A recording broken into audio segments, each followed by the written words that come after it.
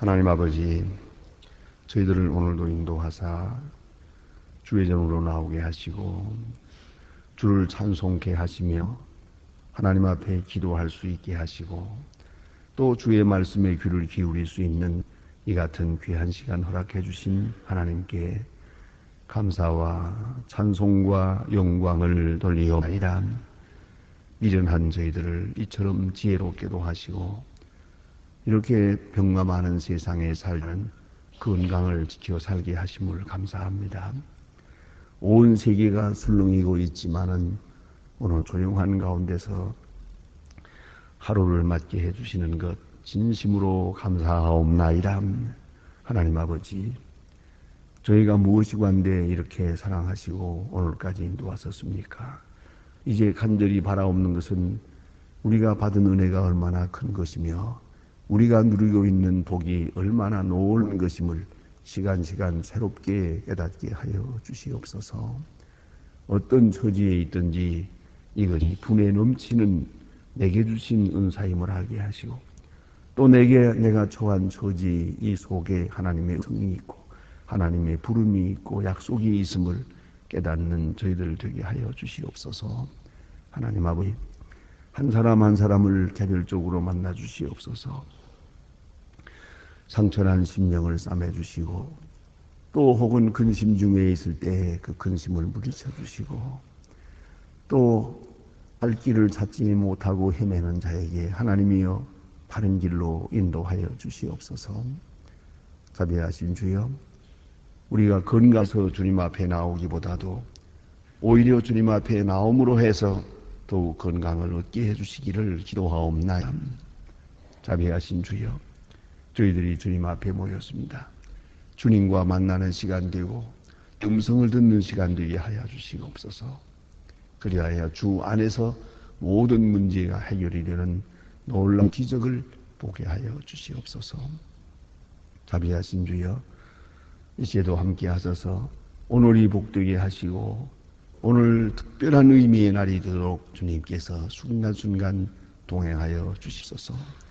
그리고 주의 음성을 들으면서 응답하는 한 시간 하루하루가 되게 하여 주시소서. 자비하신 주여, 오늘도 하나님의 말씀이 바르게 권세 있게 전해지게 하옵소서. 땅 끝까지 들려지게 하시고 이 말씀이 능력이 있고 권세가 있어서 듣는 모든 사람들이 구원을 받고 말씀 안에서 새로워지게 하여 주시옵소서. 자비하신 주여, 주님의 크고 위대한 능력을 오늘도 나타내 주시사 교회가 교회된 본분을 다하게 하여 주시옵소서.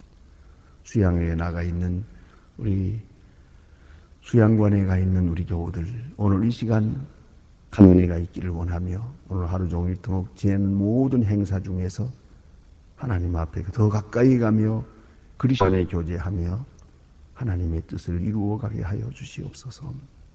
가고 오는 길도 지켜주시며 모든 일들이 주님 보시기에 합당하며 주의 거룩하신 뜻을 이루어드리는 아름다운 행사가 되게 하여 주시옵소서. 자비하신 주여, 오늘도 교회를 섬길 때마다 기쁨으로 섬기고 감사함으로 섬길 수 있게 하옵소서.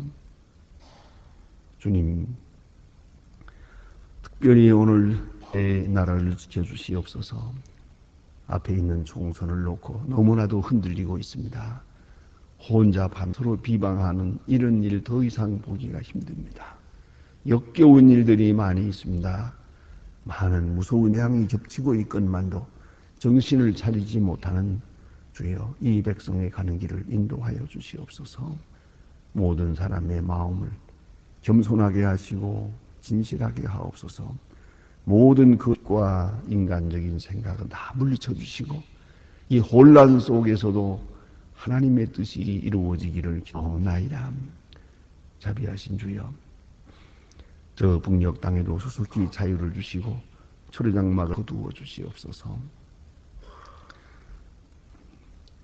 지하에서 부르짖는 성도들의 기도를 들어주시고 더 이상 굶어 죽는 비참한 일들이 지속되지 않게 하여 주시옵소서. 자비하신 주여, 오늘도 해외에 있든지 여행 중에 있는 사람들, 군문에 나가 있는 젊은이들이나 공부하는 자녀들 하나하나 다 돌보아 주시고 잠시도 실족지 않게 하시고 주 안에서 건강하게도 하고 형통하게 하옵소서. 주여 이 날이 복되게 하시고 오늘 하루의 모든 행사를 주님께 끼웁니다. 주 예수 그리스도의 이름으로 기도드립니다. 아멘. 하나님의 말씀 오늘도 계속해서 봅니다. 예레미야 1장으로 시작합니다. 예레미야 1장입니다. 예레미야 1장 1절로 10까지 지금 다 같이 한 목소리로 저와 같이 봉독하게 됩니다. 베냐민 아수다수세의 제사장 에디헬기야의 아들 예레미야의 말이라. 아몬의 아들 유다 왕 요시야의 다스리던 13년에 여호와의 말씀이 예레미야에게 임하사 요시야의 아들 유다 왕 예레미야에게 이미 시대부터 요시야의 아들 유다 왕 시기야의 12년까지 임하니라. 이해 오래 예루살렘에 사로잡히니라. 예루살렘의 말이 이르시되 내가 너를 복중에 짓기 전에 너를 알았고 내가 태어나기 전에 너를 구별하였고 너를 열방의 선지자로 세웠노라 하기로 내가 가로되 슬프도소이다. 주 여호와여 보소서 나는 말할 줄 알지 못하나이다. 여호와께서 내게 임하시고 너는 아이라 하지 말고 내가 너를 누구에게 하든지 너는 가며 내가 내게 무엇을 명하든 너는 말할지니라. 너는 그들을 인하여 두려워 말라. 나와 함께하고 너를 구원하라. 나 여호와의 말이니라 하시고 여호와께서 그 손을 내밀어 내 입에 대시며 내게 이르시되 보라 내가 내 말을 네 입에 두었노라. 보라 내가 오늘날 너를 열방의 영국에 세우고 너를 뽑으며 파괴하며 파멸하며 넘어뜨리며 건설하며 심게 하였느니라. 아멘. 오늘 본문에서부터 이제 예레미야서를 이제 공부하게 됩니다. 선지자 중에 아주 가장 크게 또 그 기록한 성경을 기록하면서 말씀해 준 선지자 중에 가장 큰 분이 이사야고요. 또 다음에 예레미야입니다.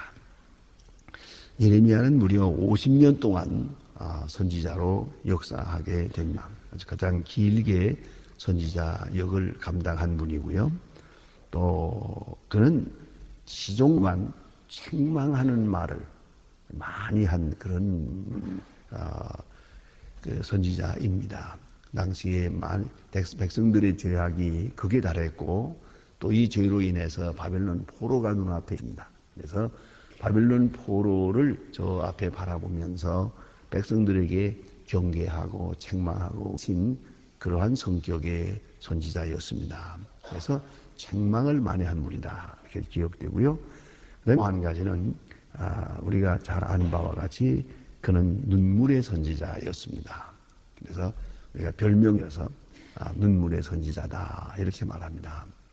그는 한평생 눈물을 너무 많이 흘렸어요. 그래서 눈물의 선지자라 그렇게 말합니다. 제가 신학대학에 다닐 때에 교수 한 분이 있었는데 그분이 우리 학생들이 이름을 지어서 눈물의 선지자라고 그랬습니다.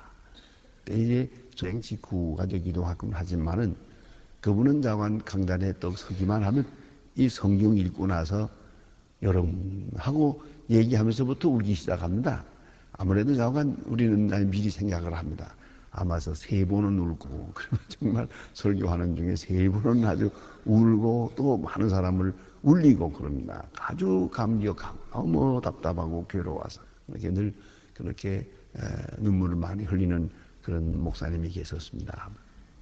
예레미야는 눈물의 선지자로 그렇게 알려져 있습니다. 그러면 왜 눈물을 흘리게 됐을까 하는 것입니다. 그것은 백성의 고난, 앞에 지금의 고난이 아니라 앞에 당할 고난. 선지자가 거의 다른 거거든요. 모든 백성은 현재만 생각하는데 선지자는 미래를 보거든요. 그게 바로 선지자예요. 그러니까 우리가 가만히 보면 그런 게 있잖아요. 어른들은 걱정을 해도 아이들은 걱정을 안 하거든요. 그러면 아이들이 걱정을 안 하니까 아이들은 믿음이 좋은가? 그게 아니죠.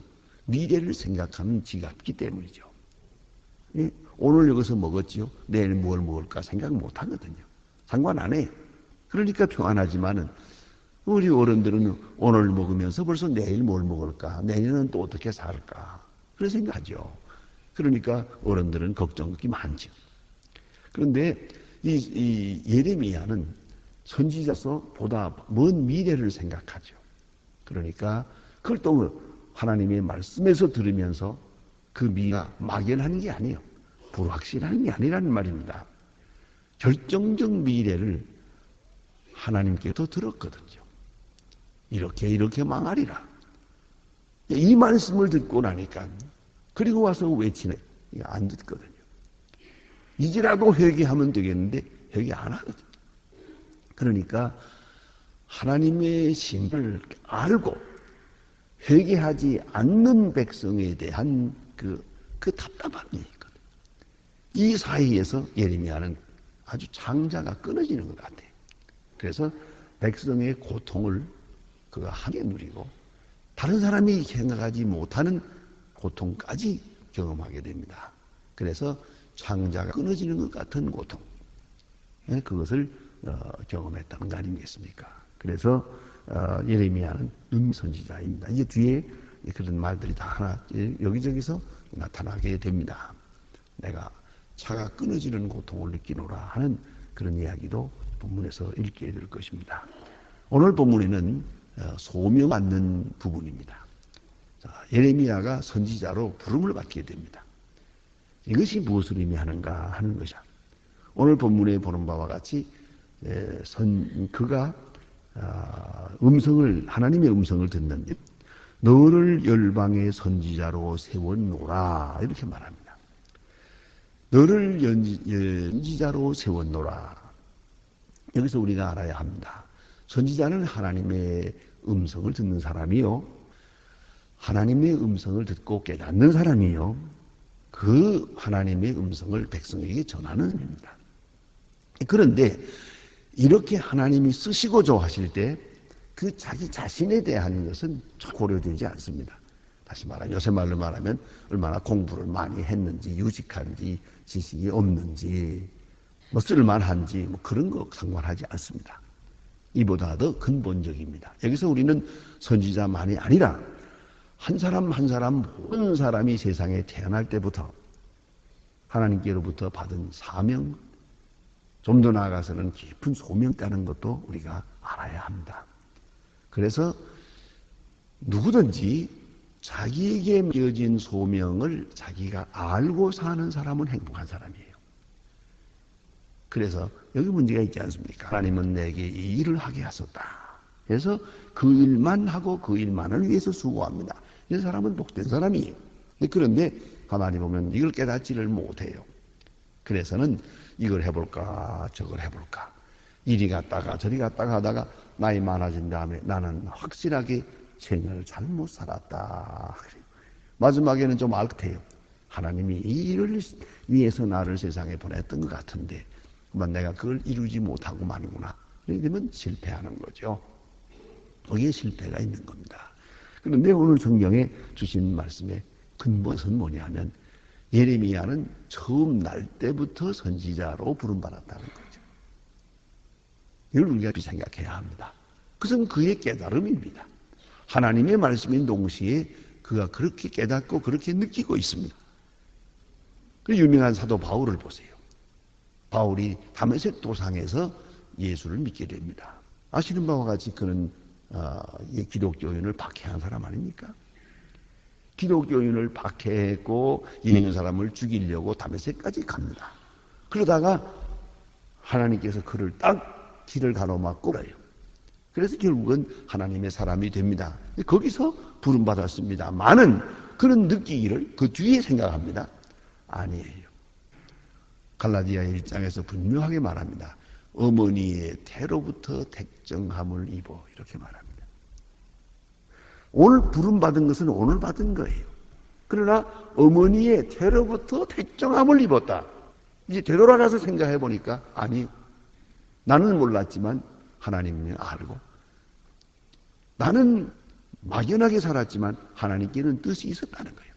그러니까 내 과거에 있었던 일 하나 이런 사람을 만나고 이런 사람과 결혼하고 이런 아이를 낳고 이런 직장을 가지고 이런 사람을 또 만나서 어떻게 돼요? 이거 다 이제 보니까 오늘 나로 하여금 이 일을 하기 위하여 이렇게 이루었다 하는 거예요. 깨닫게 되는 거죠. 그 놀라운 거 아니겠습니까? 예? 이렇게 깨닫게 되는 거예요. 그러니까 사도 바울의 입장에서는 오늘 내가 있는 것은 바로 오늘부터 있는 게 아니고 날 때부터 하나님의 뜻 안에서 내가 있었다라고 깨닫게 됩니다. 다시 한번 모세를 생각해 보십시다. 모세가 하나님의 음성을 직접 듣는 때는 80세입니다. 자, 80세에 하나님의 음성을 듣고 하나님의 일을 시작합니다. 그러나 가만히 보세요. 모세가 하나님의 음성을 듣고 하나님 앞에 응답하고 보니까 지난날의 80년도 우연한 것이 아니에요. 세상에 태어날 때부터 그는 특별하게 태어났고 갈대 상자에 실려가지고 떠내려갈 때 갈대밭에서 굳을 때 바로 황궁전에서 40년을 지낼 때 이 우연한 일입니까? 바로 궁전에서 40년 동안 당시의 문물을 다 홍보하게 됩니다. 이렇게 안 하고는 이스라엘의 지도자가 될 수가 없거든요. 그래서 하나님께서 다 준비시켰어요. 그 다음에 다시 광야에 나가서 양을 치면서 조용하게 지내면서 하나님과 사귑니다. 여기서 인내를 배우고 지도력을 배웁니다. 자, 이렇게 해서 80년을 준비해 놓고 하나님이 부르십니다. 부름받은 것은 지금이지만 지금까지 지내온 모든 것은 하나님의 뜻 가운데서 이루어졌던 중요한 과정이었단 말이에요. 그 교과 과정이었던 것을 알게 됩니다. 그와 같이 오늘도 보니까 선지자가 오늘 음성을 듣습니다. 그러나 오늘 음성을 듣지만 오늘 처음 듣는 게 아니에요. 여기 주신 바로 하나님의 말씀은 이렇습니다. 내가 너를 복중에 이겨내 너를 알았고 또 너를 구별하였고 그리고 선지자로 세우라. 그러니까 인간의 생각이나 뜻 이런 것은 전혀 고려되지 않고 있습니다. 하나님께서 그를 강권적으로 부르셨다. 본질적으로 부르셨다 하는 것을 여기서 말씀하고 있습니다. 이렇게 하나님께서 부를 때에 오늘 본문에 보니까 나는 아이입니다. 말을 할 줄 모릅니다. 사양하고 거절하게 됩니다. 이것 또한 생각해야 됩니다. 하나님의 일이란 어떤 의미에서 억조하게 돼야 진짜지 하고 싶어서 하는 것은 진짜가 아닙니다. 뭐가 그럴 것 같습니까? 이게 좋아 보상. 예? 이 성직이 좋아 보여서 아가 화려한데 그 굉장한데 나도 한번 해보자. 그렇게 생각해서는 안 됩니다. 어찌 생각해야 되느냐? 사도 바울을 보세요. 내가 복음을 전하지 아니하면 화를 받을 것이라. 내가 만약에 복음을 전하지 않으면 저주를 받을 거라고 생각합니다. 그러한 강한 이게 있어야 되는 거죠. 오늘 여기 보니까 나는 아이입니다. 말을 할 줄 모릅니다. 알 줄 모르고 어디 있나요? 그런 사양을 합니다. 자기 자신을 볼 때는 도저히 이 일을 할 수 있는 사람이 못 된다는 거죠. 바로 그런 마음으로 해야 돼요. 무슨 일을 하든지 나는 이런 일을 할 수가 없습니다 하는 마음을 가지고 해야지. 그거 쉽구만 뭐 나도 하지. 그런 생각하면 안 되는 거죠. 우스운 얘기 할까요? 시골에 장로님이 한 분 계시는데 이분이 무슨 생각을 하는 거 아니? 목사님 설교하는 걸 가만히 들으니 아니, 설교가 시원치 않아요. 난 늘 들으니까 그 소리 같고 저 설교 나도 할 수 있을 텐데 저거 저 정도로 하는 걸 저기다가 월급을 많이 주는만 이런 생각하고 장로님들 그 불평을 해요. 이걸 가지고 너무 걱정이 돼서 그 장로님이 이렇게 망령되게 자꾸 그 목사 월급 너무 많이 준다. 그 설교 일주일에 하는데 그거 뭐 쉬운 건데 말이지. 이렇게 이런 말을 하고 다니는 거예요.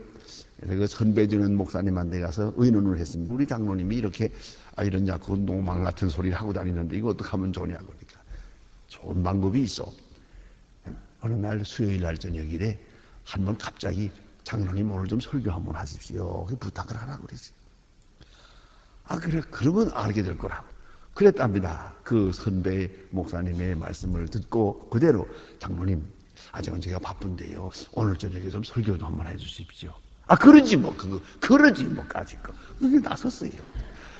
강단에 떡 가지고 딱 나서니까 교인들이 전부 쳐다보는데, 정신이 하나도 없거든요. 하고, 한참 하더니, 월급 많이 줘야겠다. 그러고 내려왔대요. 그런데, 보세요.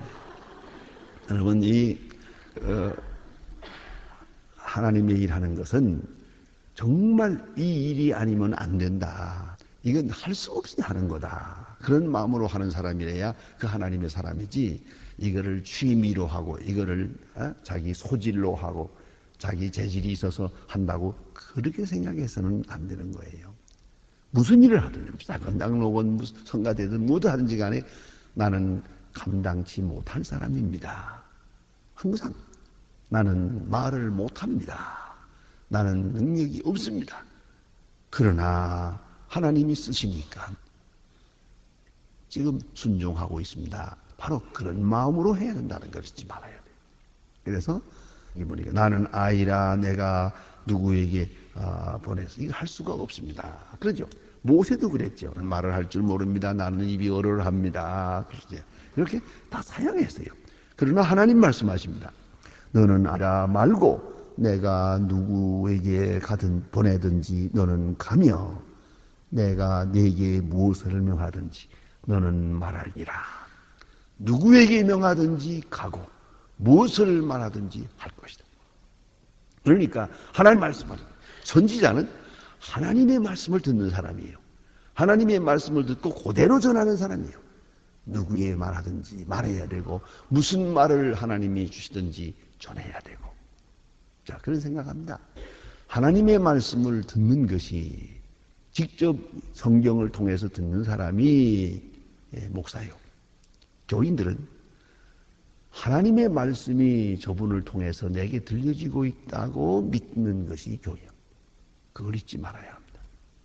설교를 하나님의 말씀으로 듣는 거예요. 하나님이 내게 오늘 해주시는 말씀. 자, 이제 보세요. 선지자는 하나님의 음성을 들어요.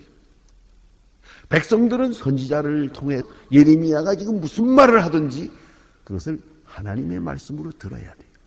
그러면 구원이 있는 거예요. 그런데 예레미야의 말을 예레미야의 말로 듣고 네가 왜 좋은 말을 안 하고 나쁜 말을 하느냐. 이게 뒤에 나옵니다. 그런 얘기가 하거든요. 왕들이 너 다른 선지자들은 좋은 말 하더만 너는 왜 그렇게 망한다는 소리만 하냐. 듣기 싫어가지고. 이게 아주 그렇게 되면 하나님의 말씀을 바로 듣는 자세가 아니죠. 무슨 말을 하든지 예레미야를 통해서 들어지는 말씀을 하나님의 말씀으로 듣고 순종하면 거기에 구원이 있는 것이죠. 그 다음에 여기 주신 말씀 보니까 너는 두려워 말라 그랬어요. 두려워 말고 말하라 그랬습니다. 이건 설교학에 나오는 얘기입니다만은 제가 여러 해 동안 한 30년 가르친 것 같아요. 설교학을 가르쳤는데 설교는 이렇게 해야 되는 거다. 그런 연구가 많이 있어요. 그런데 그 중에 특별히 요새 현대 설교학의 방법 중에 7가지가 있는데 그 첫째가 뭐냐면 non frighten입니다. 두려워하지 마, 떨지 말라 합니다. 여러분 그렇지 않아요? 의사가 여기 앉았는데 여러분이 의사에게 진찰 받으러 갔습니다. 진찰 받으러 갔을 때 의사가 아주 좀 건강하게 생기고 번질번질 아주 의사가 건강해야 돼요. 삐쩍 말라가지고 그러면 네 병이나 고쳐라 그러고 말지 그거 안 되더라고요. 의사는 순전하고 난 다른 것보다도 그 음식점에 가서 보면 그 음식점에서 일하는 사람들은 뚱뚱한 사람이 좋더만요. 음식점에 일하는 사람들이 삐쩍 말라가지고 쿨룩쿨룩 기침하면 음식 맛이 없어요. 근데 의사가 이렇게 번질번질 한 사람이 앉아가지고 회전의자에 아주 빙글빙글 돌면서 그거 별거 아니에요. 감기요, 채증이요. 이거만 먹으면 당장 낫습니다. 이렇게 말하면 그 믿음이 가지만은 의사가 만일에 여러분 진짜인데 그 사람이 벌벌벌벌 떨어요.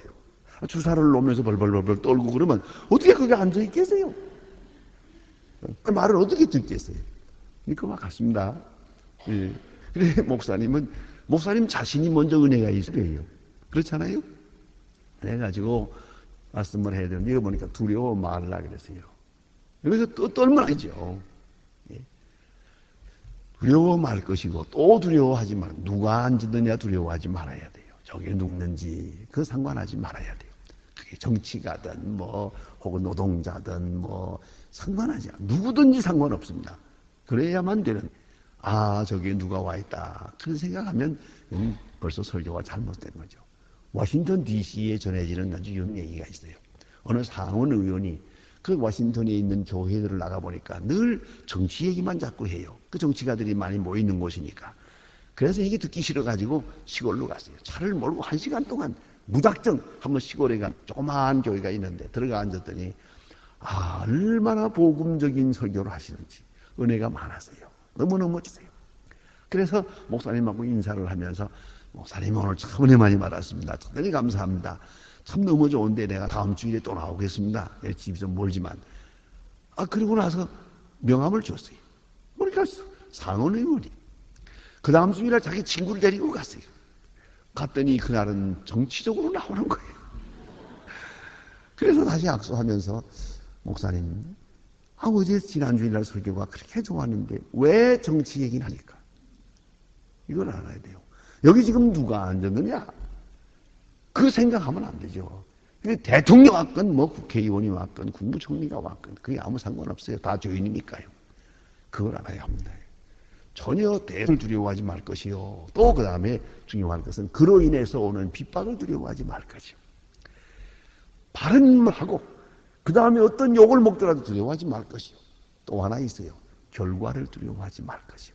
듣든지 안 듣든지 망하든지 흥하든지 내가 이렇게 바로 하나님 말씀을 전한 다음에는 그 책임은 이제 그쪽에 있는 거예요. 안 듣는 건 안 듣는 자에게 있는 거죠. 그렇기 때문에 결과에 대해서 두려워하지 말아야 됩니다. 너무 결과를 많이 생각을 해요. 이 결과 이렇게 되면 어떻게 될까? 또 누가 또 삐지지 않을까? 누가 또 오해하지 않을까? 이런 생각 다 하고 나면은 아무 말씀도 할 수가 없어요. 그걸 알아야 합니다. 그래서 가면 요 앞에 앉은 사람들은 뭐니까요. 하나님 말씀을 잘 듣는 사람들이 앉는 게 좋아요. 앉으세요. 아멘, 아멘 하는 분들이 앉아야 설교하기가 쉬운데, 이 앞에 앉아가지고 막 쳐다보면서, 아니야. 그러고 앉았으면, 그거 진짜 그냥 곤란하거든요. 어떤 데 보면 여기 앞에 앉은 분들, 이렇게 부스럭거리는 분이 많아요. 뭐 이렇게 썼다가 맞다가 썼다가 또 내렸다가 뭐. 그렇게 뭐 안정을, 그 잠깐도 안정이 없는 분들이 있어 봅니다. 그때 참 답답하기도 하고 그렇습니다만 문제는 이렇습니다.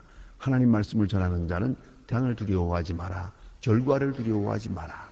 후유증을 두려워하지 마라. 오직 너는 전하라. 빨리 전하라. 그거예요. 이 말씀은 파괴하는 능력이 있고 건설하는 능력이 있습니다. 한쪽으로는 파괴하고 한쪽으로는 옵니다. 파괴는 건설의 뿌리라고 하는 말이 있습니다. 무너지고야 세워지는 일이 있다. 깊은 통해가 있고야 그 다음에 구원이 있는 것이에요.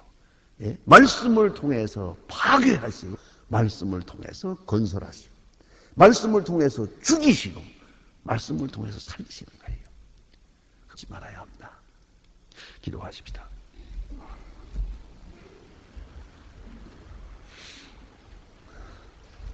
하늘에 계신 우리 아버지시여, 이름이 거룩히 여김을 받으시오며 나라의 임하옵시며 뜻이 하늘에서 이루은 것 같이 땅에서도 이루어지이다. 오늘날 우리에게 일용할 양식을 주옵시고 우리가 우리에게 죄진 자를 사하여 준 것 같이 우리 죄를 사하여 주옵시고 우리를 시험에 들게 하지 마옵시고 다만 악에서 구하옵소서. 내 나라와 권세와 영광이 아버지 영원히 있사옵나이다. 아멘. 자, 이러히 기도하시다가 돌아가시겠습니다.